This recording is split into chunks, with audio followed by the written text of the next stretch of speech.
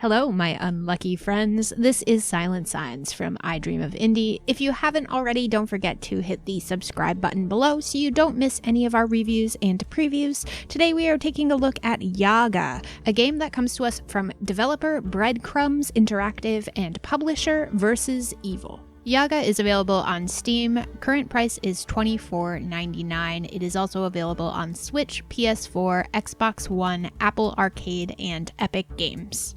Yaga is an action role-playing game which is told through Slavic folklore. You are playing as a man named Ivan, who is a one-handed blacksmith thanks to some bad luck. Ivan is given a series of almost impossible tasks by the tzar, who's basically just looking to get rid of him. So from there, Ivan will seek the counsel of his grandmother, who will basically tell him the gifts he needs to bring to Baba Yaga, and also to find a wife on his way, because apparently he's chronically single. Just let my man Ivan live, okay, Grandma? And of course, this always results in some sort of battle and quest and all sorts of magical objects and mythical creatures along the way. Before you embark on your quest, you usually have to walk around the town and talk to the townsfolk, and they can give you some other side missions to work on as well. You can also purchase magical items, blessings, food, and of course you can upgrade your weapons because you are a blacksmith after all. While you're interacting with any of the NPCs in this game, you are usually given a series of choices, and the choices you make do impact both your reputation and what ends up happening in the game, which is a really interesting twist. And those aren't the only choices that you'll have to make. Before you depart on the mission, you're often presented with a screen that will give you 3 options or so that will allow you to impact the difficulty of the creatures that you'll come across or the layout of the landscapes. And I also thought that was a unique choice that impacted the game in a meaningful way. And then we get into the combat. So you explore these areas. There is a map, which is easy to use, which for me is saying something because I'm terrible at following maps, so that's great. You can find more NPCs to interact with and some small quests to take on within these areas, but then from time to time your exploration is interrupted by a combat scene, which you can't flee, or at least I could not figure out how to flee, and the combat is a little bit slow. You have at first a single weapon, which is your hammer, because again, blacksmith, but then you can collect other weapons and create other weapons along the way. So you'll have a shield or a grappling hook. Some types of enemies will need to be disarmed before you can attack them, so you can use the grappling hook, for example, to take their shield out of their hands and then attack them with your primary weapon.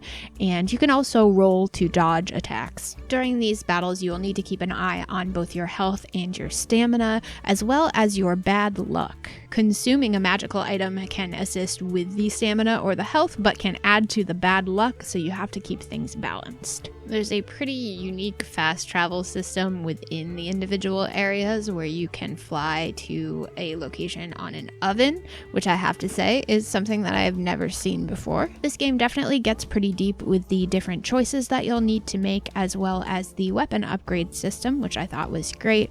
But where it falls flat a little bit is with that combat. As I mentioned before, it wasn't my favorite. It was a little bit too slow for my taste, and I also thought the character himself was rather slow. The way he moves around is pretty sluggish. I should note that there is a difficulty setting here. You can choose everything from a story mode to a harder challenge mode, which I chose the story mode because I'm primarily interested in the story of this game, and I think I made the right call because I really enjoyed the storytelling here. That was definitely the highlight of this game for me, in addition to the beautiful art design. I really enjoyed being introduced to all of these characters from Slavic folklore with this really cool art style.